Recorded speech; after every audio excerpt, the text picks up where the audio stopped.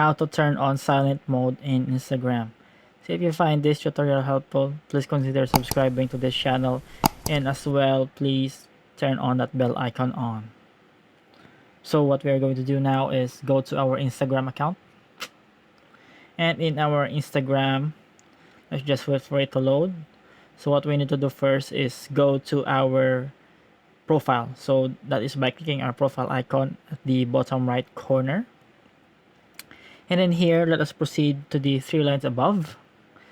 Tap on that, go to settings and privacy, and after that, you may see the notifications option here. So tap on that, and under the pause all button, you may see the quiet mode option. So if you see, tap on that. So you can also turn on the quiet mode here. So if quiet mode is turned on, notifications will not be heard from your Instagram. So you can also set the time here. It depends on you. So I hope this tutorial helps. Thank you for watching.